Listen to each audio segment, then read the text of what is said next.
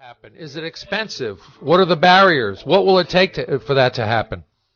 Well, that's a good question. It's going to take some innovation by some very smart people, smarter than me, who live in that space, who know how to beat the odds of decryption, willful attack, and make them very slim and make it very costly, but give us all boxes that are cheap. I really think because of the mass demand that will ultimately come out for this on a global scale, there are huge dollars to be made, but still provide the service, the capability at a reasonable price for all users. Kirk, you've been great. We're going to do station ID, try to get Bill on the phone. Maybe that'll happen. Maybe it won't. Maybe the NSA is hacking into our systems here. I think somebody's taping this phone call because I heard that signal beep a while back. I want to thank you, Kirk Wiebe. Yep. A former NSA senior analyst who was awarded the NSA's Meritorious Civilian Service Award, the NSA's second highest distinction. He's serving his country not just when he was on the clock and on the duty as an NSA employee, but even more so now as a whistleblower and as someone who can illuminate the ways in which private citizens are being hacked into and having all of their data, cell phone, text, social media, you name it, hacked into and gathered into their own iCloud someplace in a data farm in Salt Lake City. Kirk, thank you so much for being a guest on our show. My pleasure, sir. We just finished speaking with Kirk Wiebe, former top NSA analyst, and we're going to be speaking with Bill Binney soon. Binney is a former high-level National Security Agency intelligence official who, after his 2001 retirement, after 30 years, blew the whistle on NSA surveillance programs, his outspoken criticism of the NSA during the George W. Bush administration made him the subject of FBI investigations that included a raid on his home. We had him on the phone earlier today. Phone call was dropped. I'm wondering whether we were hacked in. Just finished speaking with Kirk Wiebe, Mr. Binney's partner at the NSA. They work together. They worked together on a project called what was it called? Thin Thread. Hopefully, Bill is on the phone with us. Hopefully, this phone call isn't being taped by too many of the too many outside intelligence agencies. Bill, are you with us? Yes, I am. So I think I'm looking at our online listeners here. It's as high as I've ever seen it at our station. Somebody's listening, Bill. All right, that's good. So it is good. So we just had a great conversation with Kirk, and maybe you can you can talk about some of the things that we also talked about with him, and that is, how did this all happen? The Dutch say that they had they were not complicit in the obvious penetration of Gemalto, this Dutch firm that makes the SIM keys. Do you believe them? Well, I mean, I basically, the way things have been going since 9/11, no government in the world can trust any of the intelligence agencies that they've created or that they fund. I mean, you just can't you can't trust them. I mean, look at the case here. I mean, we've had any number of cases where they've been lied to, the Congress and so on have been lied to. Certainly the public's been lied to all along about what these agencies have been doing. Yeah. So I don't know how to answer that one. I mean, it's a question. I mean, they need to find a way to verify what they're saying is true. And how would you do that? If you were them, how would you do that? We spoke to we wrote to Gemalto's executive vice president, guy by the name of Paul Beverly, who says that he was disturbed that this happened. He goes on to say the most important thing for me is to understand exactly how this was done so we can take every measure to ensure that it doesn't happen again, to see what the damage has been to date, and to make sure that there's no impact on telecommunication operators going forward. we served them in a trusted manner for many years. I want to understand what the ramifications this has or could have on any of our customers. The most important thing at this point in time is to understand the degree of the damage. That's the official position. What do you think? Well, I just think they've been had. Just like with the SIM cards, they've been had. Like most of the telecommunications companies around the world have been had. Like Google's been had because they thought they were participating in a straightforward PRISM program when in fact their lines were tapped, unilaterally by the NSA, and they were taking the data between their major data centers. So they were taking everything they had, not just partials. So they've been had too. Everybody has. Look at Cisco. I mean, they were had by they were waylaying their shipments of routers around the world, and they waylaid them, stopped them, implanted hardware and software to make the router basically a property of the United States government, so that when they shipped them overseas and people installed them, guess what? NSA owned those switches, so they could mirror image everything in the switch. So, I mean, they own them, too. So how can you say any of these companies are telling you the truth when maybe they don't even know the truth? Well, I believe that I think Boeing knows the truth. You think Boeing knows? Well, they make the Neris, I think it's the Neris ST 1600 or 6400. One of the major pieces of equipment that is used is called a sessionizer to take all this information. Now, Boeing's not usually a name you hear when you talk about technology companies in that way. Do you have any thoughts on how Boeing got into that? You mean the Neris, the equipment that Mark Klein compromised it, where he produced net diagrams for the wiring for the NSA room in the San Francisco facility, room 641B, I believe. That showed a Neris STA 6400, which is a sessionizer at 622 megabits per second, which means about four fiber lines. They make a much more powerful device after that, a Neris Insight device that did 64 fiber lines simultaneously. Wow. And would take everything off those fibers, including content, everything. Okay.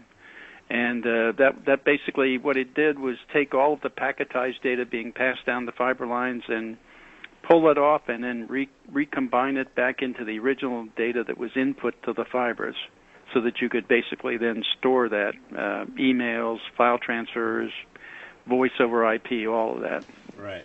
So, I mean, that Neris company is owned by Boeing, and Boeing's not usually a name you hear of when you think of technology in that way. Yeah, they bought that company Neris several years ago.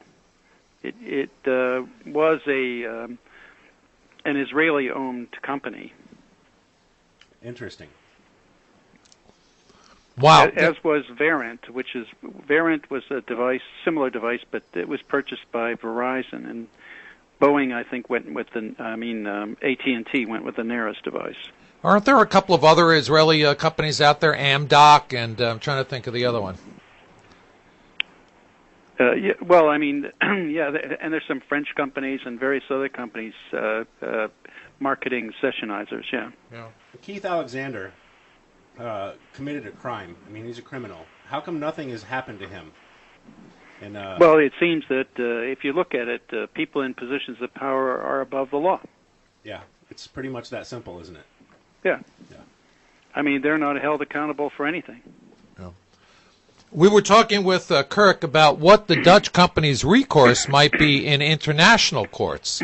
Apparently, the Dutch Parliament passed an amendment to its constitution last November that explicitly protects the privacy of digital communications, not just for their own citizens, but it protects the privacy of digital communications for those who buy devices, cell phone devices made in their country. Do you think that they'll have any standing in an international court, Bill? Well, I think they certainly do. I mean, especially with the latest theft of the SIM cards, the 2 billion of them that are every year produced. So, I mean, that gives them that gives them basically it gives them direct input to it basically is continuity of where you are and who you are, and also it gives them the ability to decrypt what you're saying. So that simply means that they're after content. It's not metadata alone; it's content also. And so that's why they have to build Bluffdale and all these other storage facilities, because they're collecting so much content. Content is what takes up volume of storage. Metadata, if you wanted to map out the metadata for everybody in the world, in every domain of communications or transactional relationships between people, you could do that, build all the social networks and so on involved in all those domains, and store that data in a room on the order of 20 foot by 40 foot. Right. So the rest of it is all for storage of content. I put that, by the way, that assertion in a sworn affidavit to the courts in support of the Jewel versus NSA lawsuit, challenging the constitutionality of them doing that collection. Did you have any idea when you first started working with metadata that it would evolve into this? And if you did, would it have changed what you did? I could hardly hear you there. Could you repeat that? When you first started working with metadata, did you have any idea that your work would evolve into what it is now? I had thought that that my country would abide by its constitution and not do that kind of thing. But I did realize the threat and the dangers of it, and so I did build in protections and in terms of filtering material out right up front so we wouldn't take in material of people who were simply innocent citizens around the world. We built in filtering processes in the thin thread program to do that. So we only took in the related material around known activities, and including a zone of suspicion around them. And all the other data we simply let go by. And we of all the metadata, if we had something inside the United States, U.S. to U.S., that was easy to recognize, and we simply would encrypt that, and so that no one could have done the love-int study in NSA, like they checked on their lovers. Right. And that's not, by the way, that's not just metadata. You need a little content to go with that to make that kind of inference. So, right. And the FBI or the CIA could not interrogate the database because all that data would be encrypted. They couldn't tell what they were looking at, and so it prevented a lot of abuse and of any of the data that you did collect as well. And that's why those were built in. Those were the first two things they removed, by the way. That makes sense. They removed the restriction on acquisition of data, so they simply took in everything. And they got rid of any of the encryption for protecting the privacy of anyone. They just simply got rid of all of it, and so nothing was protected, and they were taking in everything. So there was a time when you trusted and believed in what the government was doing, and that obviously changed. What do you feel is behind? What is the driving force behind the way that things are moving now in the intelligence community? My sense is that it's more malicious than one would expect. It's a matter of like using it against political opponents like the Tea Party or the Occupy group or anybody that doesn't conform to some narrative being spouted by the administration, whatever administration it is. This doesn't seem to make any difference which one it is. So it's a matter of population control and manipulating people to make sure they do what you want them to do. So it's really moving into a totalitarian state. Bill, you made mention of Thin Thread, a project that you and Kirk Wiebe worked on. Could have detected and prevented 9/11. Was canned over a program called Trailblazer, which was mismanaged, and we'll talk about that in a second as well. But then the Thin Thread, your system was then resurrected to illegally spy on private communications of U.S. Citizens. Do I have that chronology pretty much down, or? Yeah, that's pretty much what it was. I mean, Tom Drake ran the Thin Thread program on the database at NSA in early 2002 just to see what it would produce, and it produced all the evidence that would have been able to stop 9/11 that was in the databases before 9/11. Mm-hmm. It would have automatically picked it up and reported that. The point was that we knew certain things, and that if you found that data in the database, you simply had rules in software that would execute certain things, so that you didn't have to depend on people to find it. That's what was going on. Was they had data in their base they didn't even know they had because they couldn't get to it. In other words, they were dumping using dictionary selecting approaches, like you do in a Google search. Yes. When you dump a Google search on somebody to look through to find something that's of interest, you may get 100,000 to 1 million returns. Well, if you get that every day, nobody could ever get through it. Right. So you ran into a high probability of failing to acquire the data. That's why we did that automated technique to just automate the process of recognition and alerting people to the data, so that there was nothing that no one could avoid it. I mean, they would have to face it.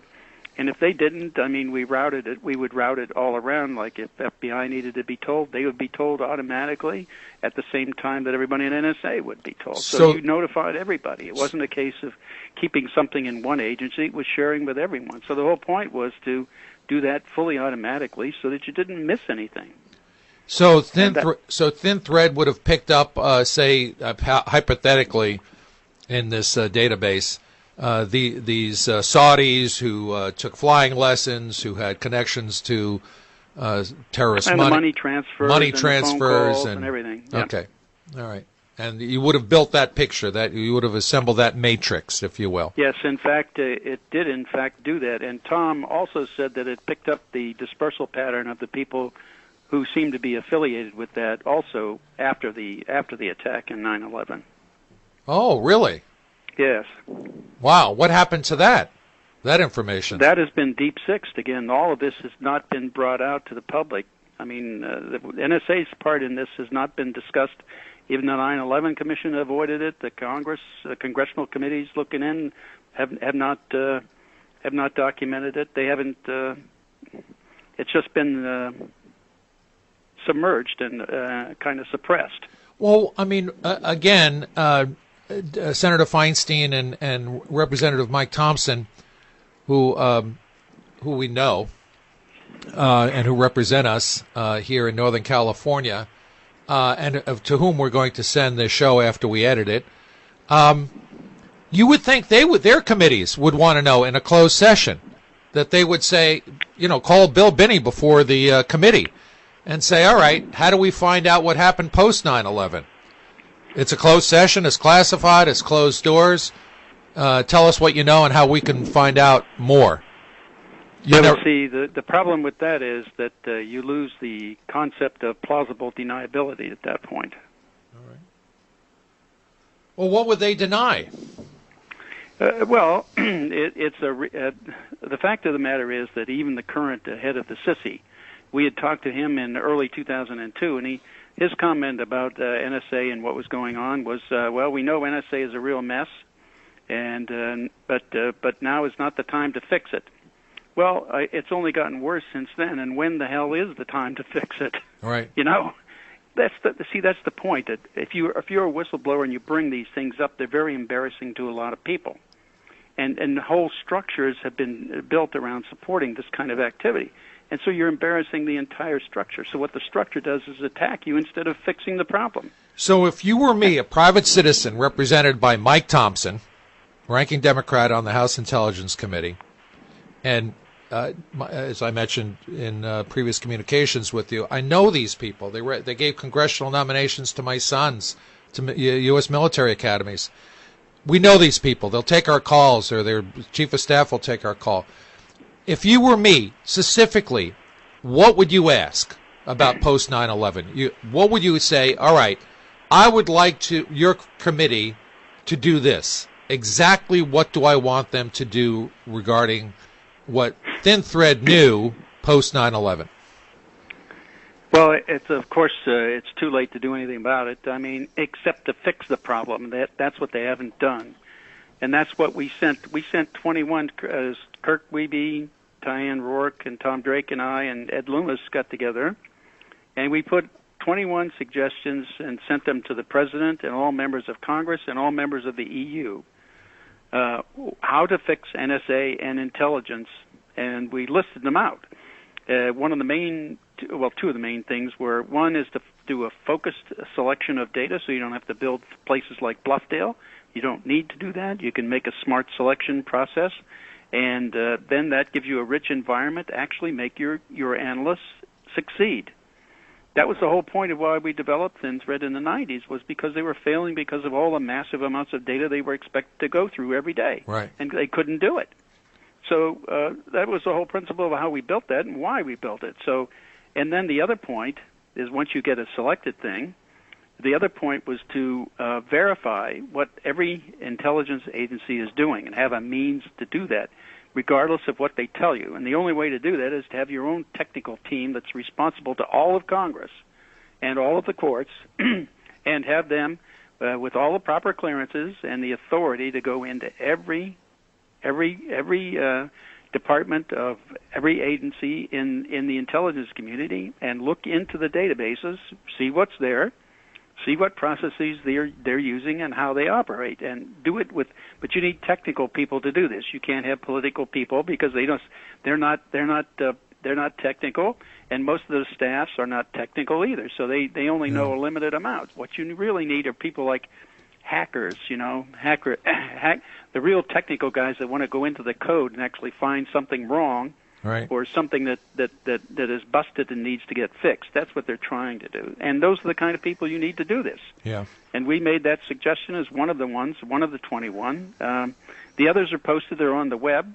They're available for people to read if they want. We certainly sent them to the President and everything, but they've been totally ignored. The only one thing that he picked up on was the two-hop or two-degree principle that we said you need to do. But they forgot to add one stipulation.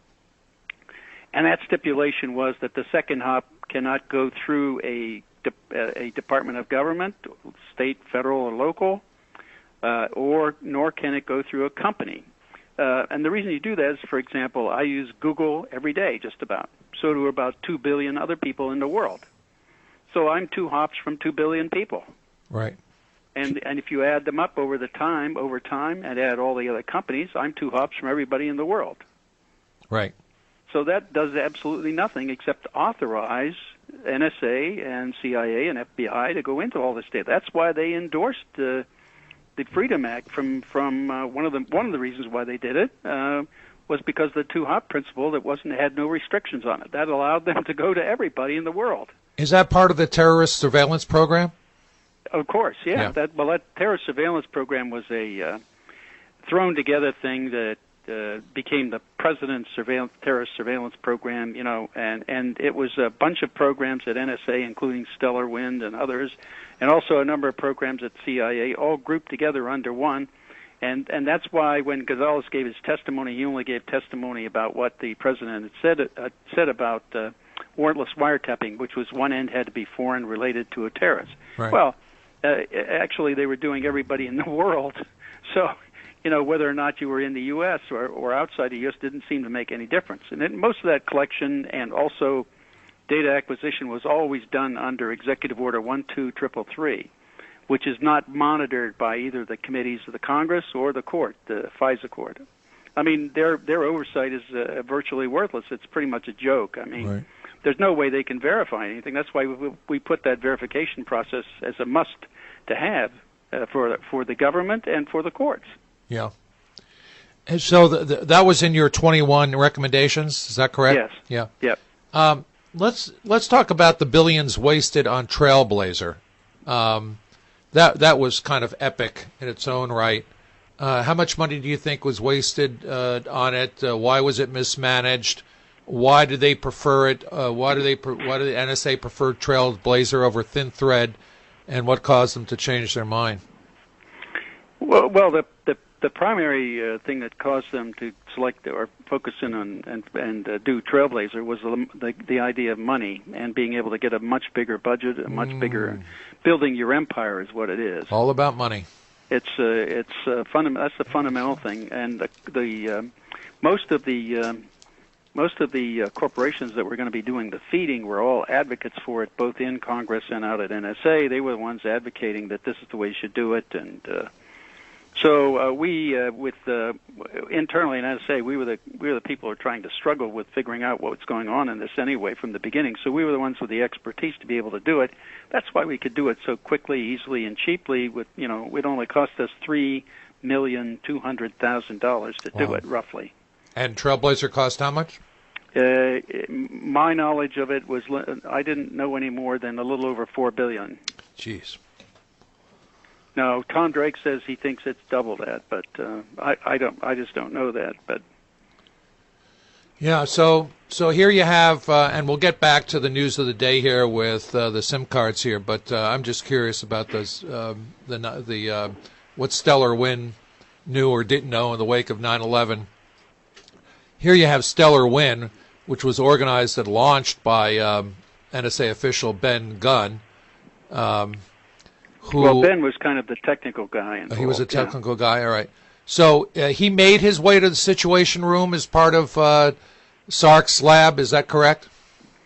He was actually participating in the development of Thin Thread, yeah. Yeah.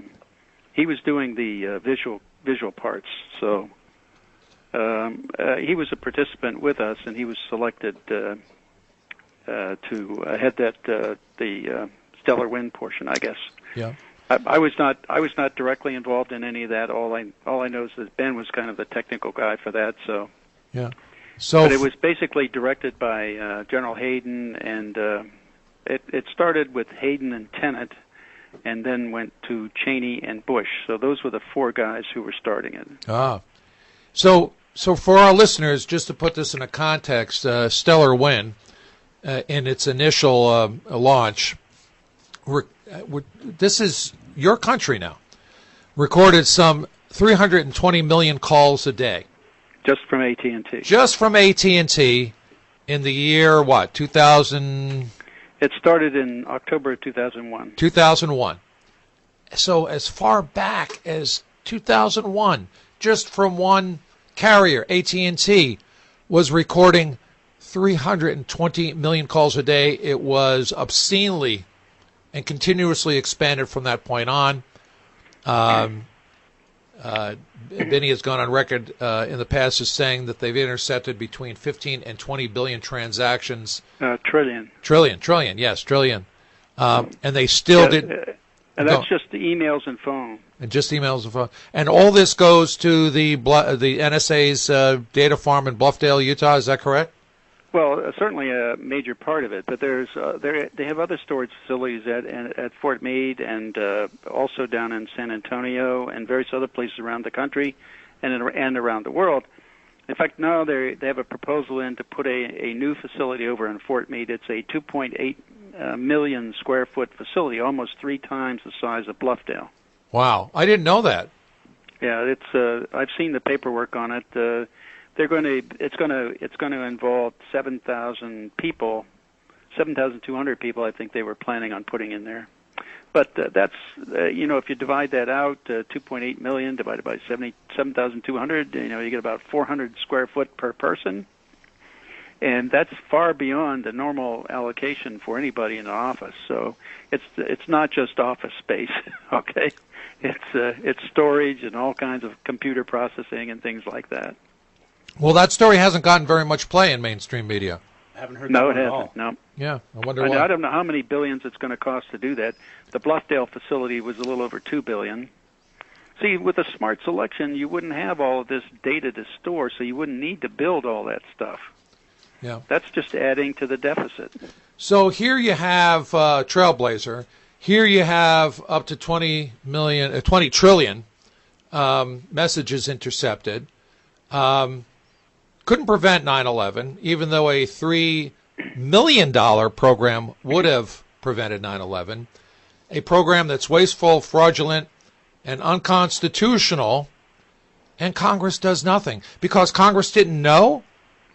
No, they were a part of it. At least it started out with a gang of 4 in October of 2001. That was the chair and ranking member of the House and Senate Intelligence Committees.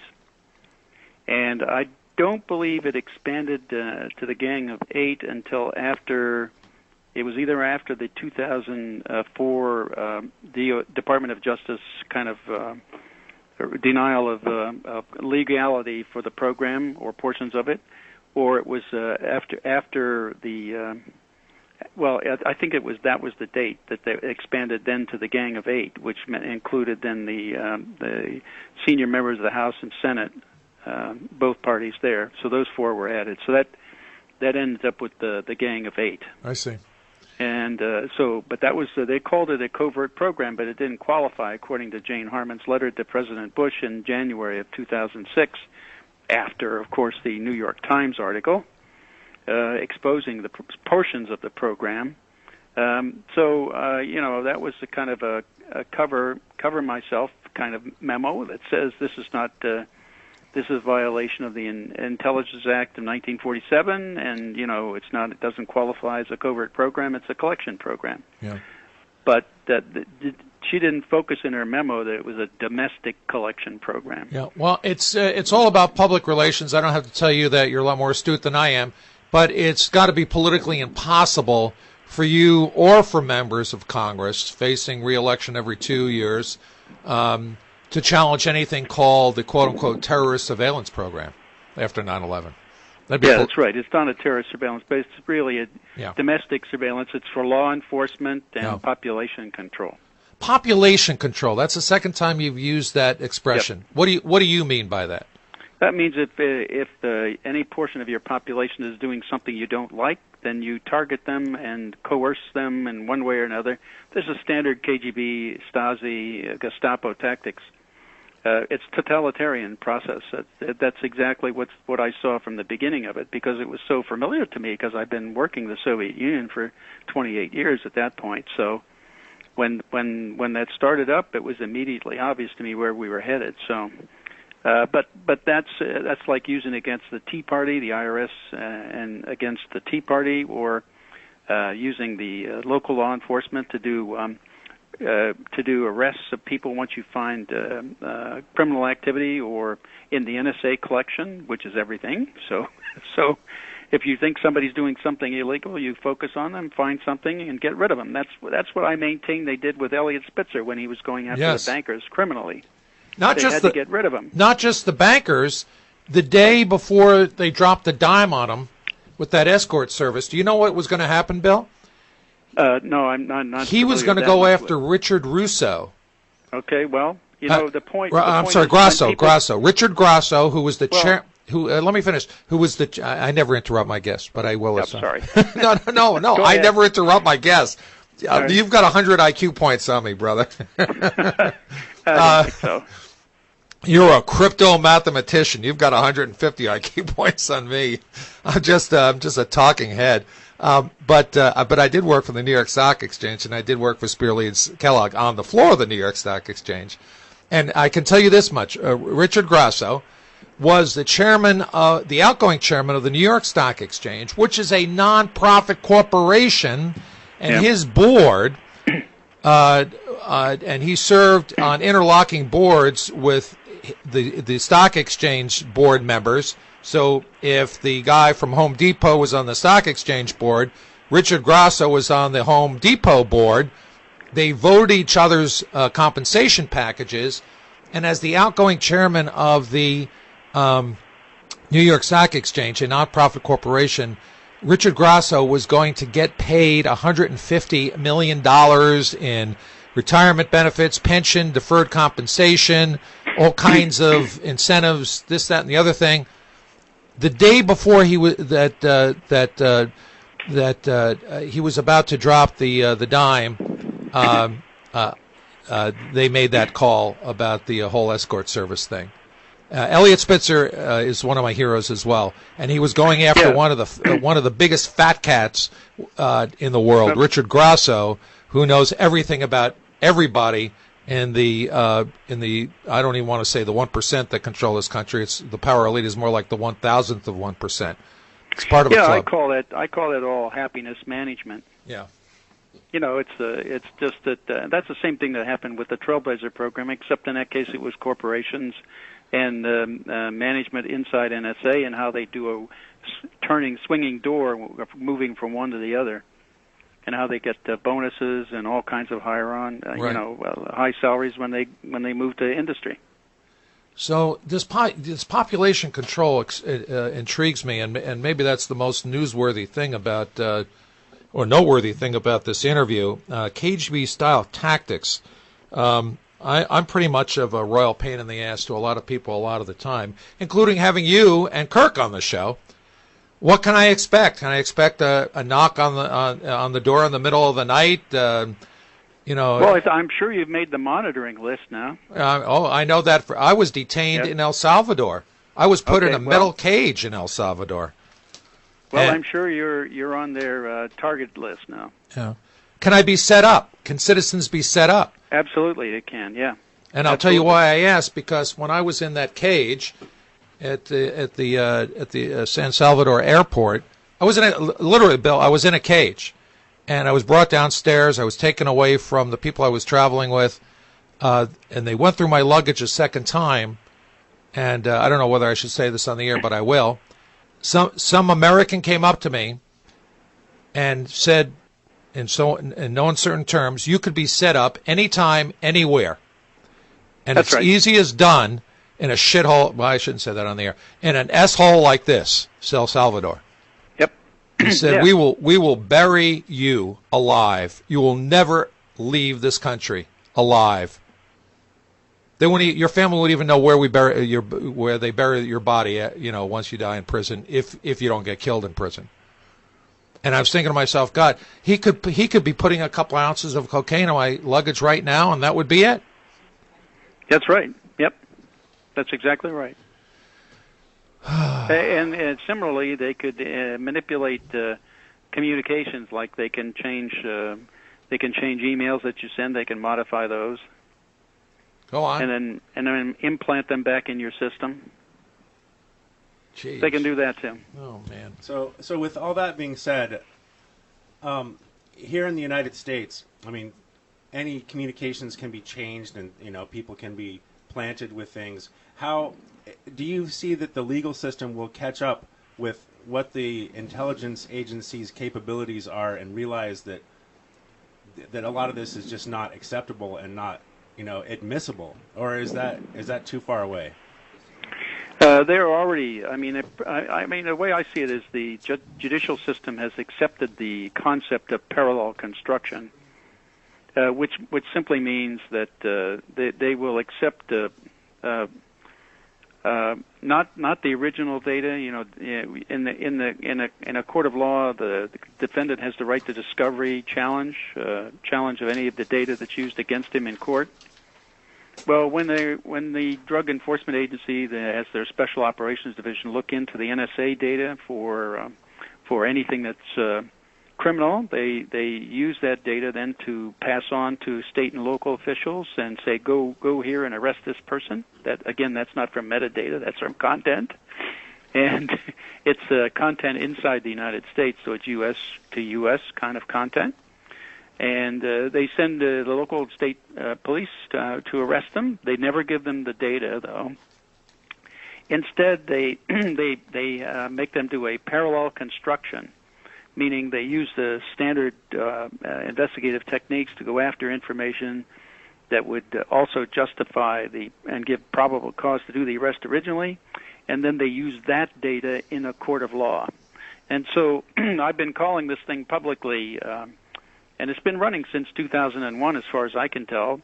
I call this a planned programmed perjury policy run by the Department of Justice of the United States, because they're perjuring themselves in court every time they do it.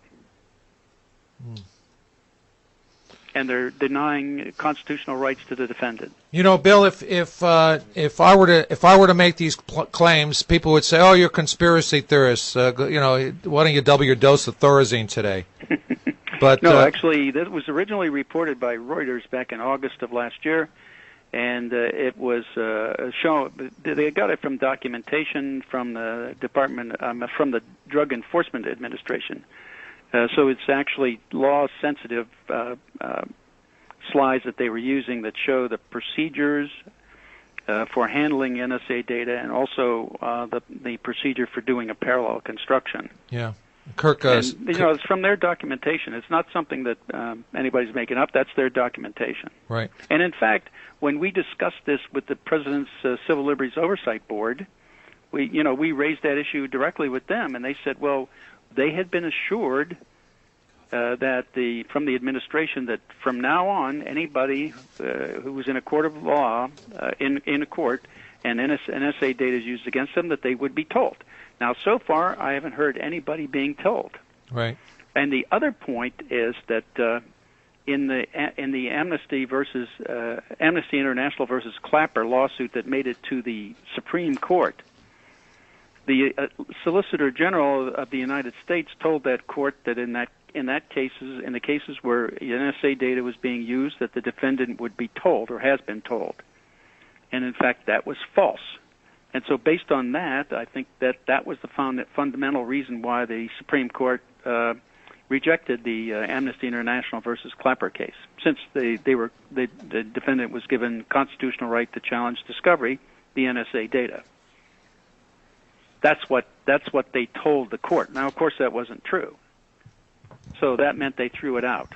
Now, if I were on the Supreme Court, I would make it pretty simple. I would reinstate that case with prejudice against the government for saying that, and then start it all over again.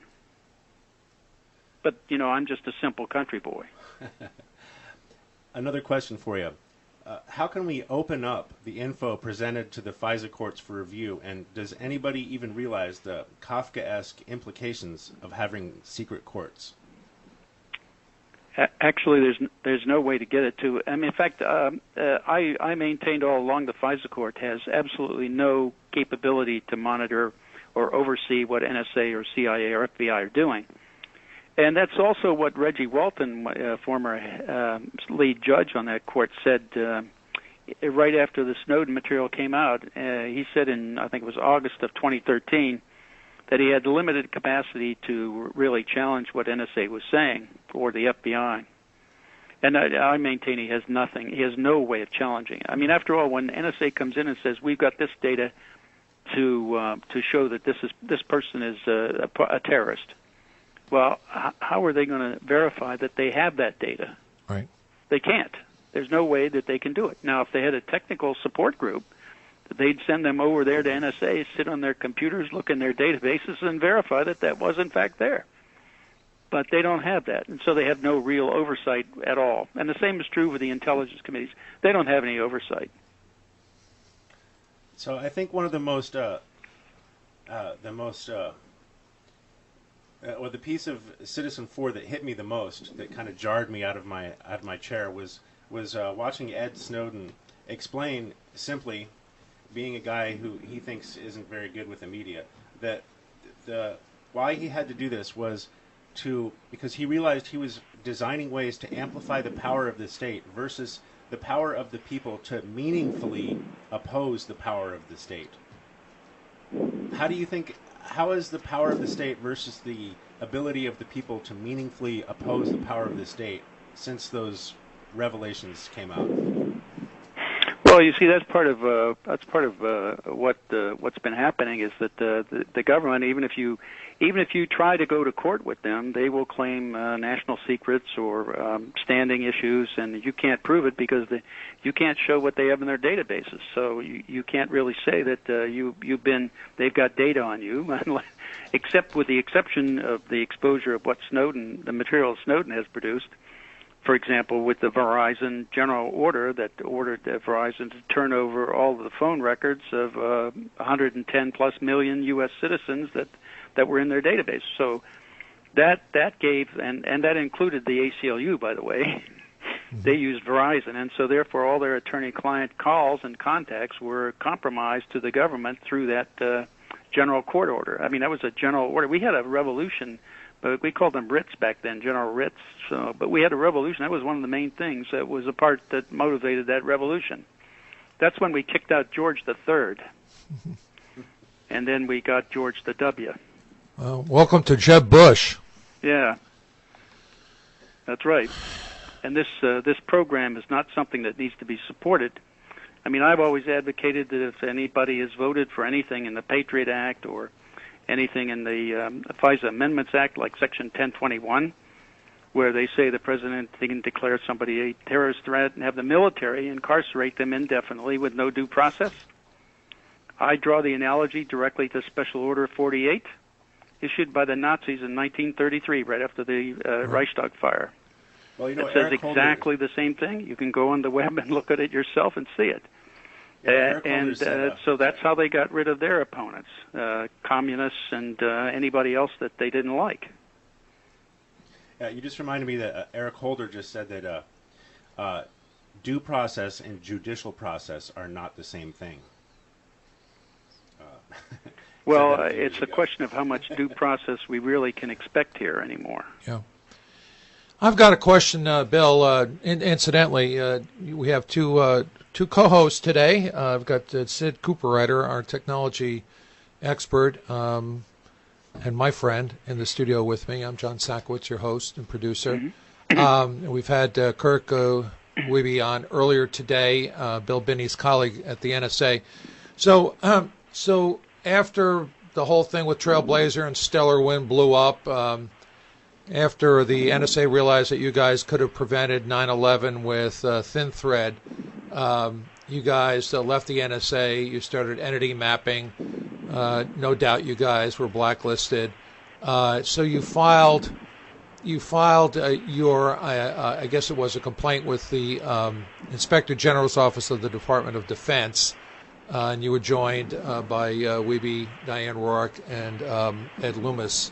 Tom Drake was still working for the NSA. And the audit report, the resulting audit report by the DOD's Inspector General, amounted to several hundred pages. Now, in trying to do some research for this program, I noticed that it's still heavily redacted after all these years. Yeah, it's because it's so embarrassing, yeah. All right.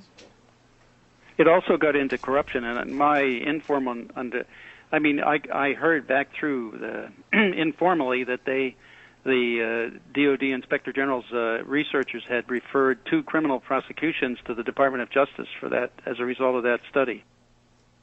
So these are not nowhere, of course. These are not national security secrets that are redacted. These are details relating to waste, fraud, and corruption. Yeah, and most of them also are unclassified. I see. So can you talk about? You noticed in there at one point in that report, the DOJ, the DOD IG, people asserted that NSA was modifying reports to submit to them, and NSA denied that. But they also said that they had documented evidence. What that meant was that Tom Drake had given them copies of the original reports. Then NSA went over them, modified them to make it look better for them, and then gave them the modified version. So they knew exactly that they were getting manipulated information from NSA. In other words, they were trying to subvert the investigation. Right. And could you fill in the blanks on the redactions, or are you still held by the security oath? Well, most of it was just a way of, it's like contract preferences. So, like, the contractors were known who was going to get the prime contract, right, in advance, and things like that. Plus, how they were treated. I mean, in the investigation, that people told them in the management of the NSA that if you don't ask the question the right way, you aren't going to get the answer. I see. And what's the right way to ask a question? It's not very cooperative, right? Yeah. What's the right way to ask a question to the NSA? I'm sorry. What was that again? What's the right way to ask a question? To pose a question to them. You have to be very specific with them. I see. It's like Alexander when he was testifying. We right. don't. We don't at NSA. We don't have dossiers on everyone. That is, the people don't. Right. The people at NSA don't have that. That's right. The computers do. Yes. You have to ask them questions. Oh, I see. That you can't get around. Like, how many U.S. citizens do you have in your databases? Well, they couldn't get around that question, right, that Senator Wyden asked. Right. And so they came back with an official answer that said, we can't tell you that because it would be a violation of the privacy rights of U.S. citizens. Now that's the absurd answer that they gave. Yeah. All right, I'm getting it now. You know, I'm still my mind is still hung up on population control and your experiences with the KGB back when you were assigned to work on matters overseeing the Soviet Union. Before we conclude, Bill, and I really thank you for your time today. In terms of this population control, what might we expect going forward? I mean, how does it get worse from where we are now? Well, you see, there the Congress and a good deal of the courts, and of course the White House and the administration and agencies like NSA, CIA, and FBI. They're all involved in this and have been party to it from the beginning, so they have to cover up. So, in other words, we have a major shift in political people in Washington to have any hope. I mean, I've been advocating randomly selecting from the phone book every 2 years, get rid of the political parties and just do a random selection. That way, you wouldn't know who to lobby. All the lobbyists would go. You wouldn't have any. You wouldn't have any particular party. You wouldn't have their campaigning funds or any of that money would not be wasted like that. And you'd get a group of people, most of whom would be honest. That would be different. And they'd also, most of them, want to cooperate. That certainly would be new. And they would like to, most of them, balance the budget. That certainly would be new. All those things seem to be very positive to me, to do that way. All right, Wipe Bill. out parties. I got it. Let's make a full circle. We need a major shift here. Yeah, and who's going to lead that shift? That's who. I'm wondering who. Elizabeth Warren. I like a guy by the name of Trey Gordy out of South Carolina. He's a constitutionalist. Who? Rand Paul? I don't know who. Well, Representatives Amos and Conyers, Republican and Democrat, tried to unfund NSA. That was a move. Those guys could lead a move inside the House. We need to find similar people in the Senate. Perhaps Senator Wyden and maybe some other senator like Rand Paul. Right. Those two might lead it. Yeah. That's certainly options, but the rest of the politicians have to be threatened with their jobs. The public has to say, look, if you don't change this and stop this stuff, we're going to fire you. And the way you fire them is vote them out. Right. And do people like Senator Paul take your calls? I mean, can you get an audience with these people? We were actually at one point we had scheduled to meet with him and talk about this, but we had to cancel that because I was going overseas in one direction and Kirk was going in a different one. I see. So we're trying to reschedule. We haven't rescheduled yet, but that was certainly. I was also supposed to talk to the coalition that Representatives Amos and Conyers put together before they voted on unfunding NSA. Yeah. And that got canceled because President Obama called a meeting, I think, of all the Democratic representatives in the House at that time. I see. Talk about trips overseas. Were you part of the group that, along with Ray McGovern, that went to visit Edward Snowden in Russia?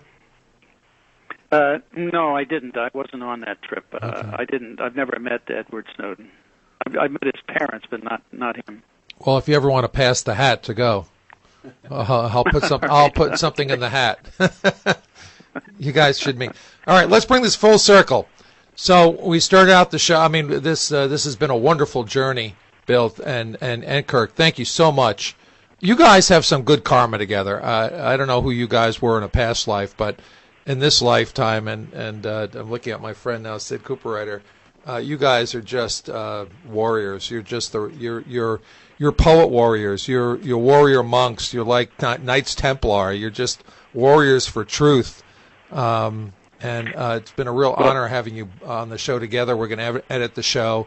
We'll get it out to members of Congress. We'll get it out to you. You can put it on your websites, etc. And I just want to thank you, Bill, before we leave. Well, okay. Well, thanks for having us, too, because that helps get the word out. I mean, we're just true believers in the Constitution. That's all. Yeah, I hear that, brother. So let's go full story. We have this spying on billions of cell phones. We have the SIM cards here, and looks like this Dutch firm Gemalto was completely compromised, either from the inside or from the outside. But the bottom line is that we have these stolen encryption keys, which is like stealing the whole master key set. Where do we go from here, Bill? What Kirk talked about this box technology that Sid could talk more about. How do we? It's an irreparable problem. It cannot be repaired type of a problem. We had a guy from my alma mater, Johns Hopkins, Matthew Green, who's a cryptology specialist at the Johns Hopkins Information Center, say that this is really bad news for phone security. Problem cannot be fixed. That gaining access to the database of keys is game over for cell phone encryption. So where do we go from here? That's right. Where do we go from here? Well, unless we stand up and start to stop this stuff and put in ways and means of making sure that this doesn't happen, and there are technology ways to do that. Technology caused the problem. Technology can fix it. Right. But you need to get the right people in the organization and the direction and will to implement these kinds of processes and get them going. I mean, otherwise, you're going to sit here and it's only going to get worse. I mean, that's what's been happening.